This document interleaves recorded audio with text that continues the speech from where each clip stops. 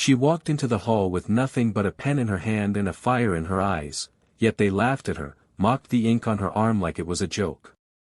They had no idea that in just a few moments, a Navy SEAL commander would rise to his feet, salute her, and silence the entire room. If you love your mom and dad, hit that subscribe button right now and show some love to her. The evening had been meant as a celebration, a gathering of achievers, decorated men and women, families proud of their sons and daughters. The banquet hall glittered with uniforms, medals, and sharp suits.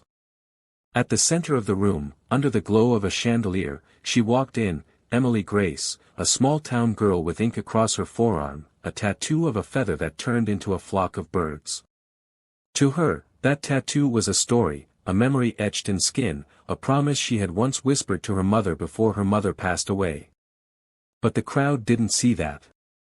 They saw only ink. And they laughed. The laughter was not cruel at first, just smirks, side comments whispered over glasses of wine, eyebrows raised in mock judgment.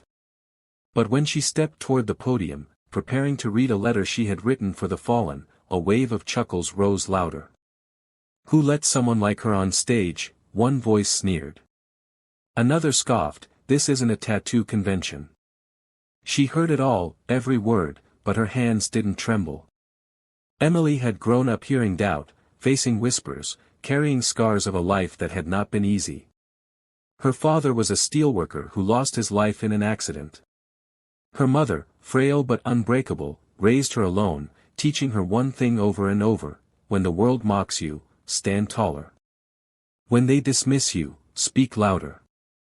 When they try to write your story for you, pick up the pen and write it yourself. That was why Emily carried that pen in her hand. It was her weapon, her anchor, her tribute. She began to read. Her voice was soft, almost too soft for the room of restless, unimpressed faces. But the words she spoke were not hers, they were words written by her late brother, Daniel, a Navy medic who had served overseas. Daniel had sent her letters before his last mission, and one of them, the letter in her hands, was the last he ever wrote. As Emily's voice painted Daniel's story, the laughter began to falter. She spoke of sandstorms, of camaraderie, of men and women who laughed in the face of fear and cried in silence when no one was watching. She spoke of Daniel's pride in serving his country, his dreams of coming home, and the quiet confession he had made in ink, the same tattoo she bore on her arm. He had written, "If I fall, promise me you'll carry this feather. Because every soldier who falls deserves to rise again." The room grew quieter, but the silence wasn't enough for Emily. She pressed on. Her voice cracked when she read the line where Daniel signed off his final letter: "If I can't come home, tell them I gave my today so they could have tomorrow." A chair scraped against the floor. Heads turned. And then, to the astonishment of every skeptic in the hall, a Navy SEAL commander rose. His chest was lined with medals, his face carved with years of service, his eyes sharp as steel. He stepped forward, boots echoing against the floor, until he stood just feet from Emily. The hall froze. And then he did something no one expected. He lifted his hand in salute. The laughter that had once filled the room died like a flame snuffed by wind. The commander's voice carried through the silence. "You carry his ink. You carry his promise. And tonight, you carried his voice. That is an honor greater than any medal." He turned toward the crowd, his gaze slicing through every pair of eyes that had mocked her.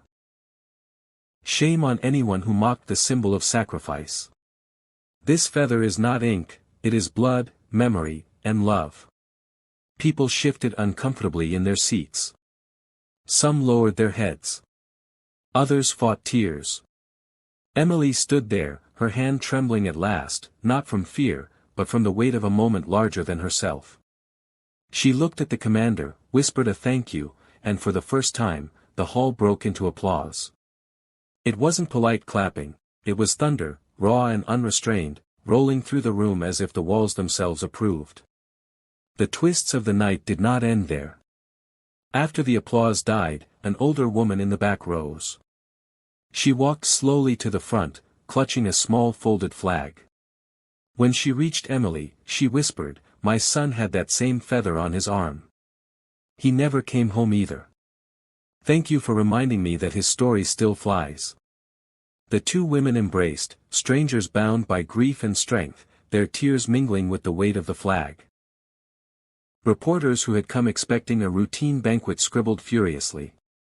Veterans in the room stood one by one, some saluting, others simply placing their hands on their hearts. Even the sharpest critics, those who had mocked first and loudest, could not escape the shame burning in their faces. The laughter that had belittled her had been transformed into respect that would follow her forever. When Emily left the hall that night, she carried no trophies, no medals, no plaques. But she carried something heavier and far more precious: the silence she had turned into honor, the mockery she had turned into pride, the ink she had transformed into living memory.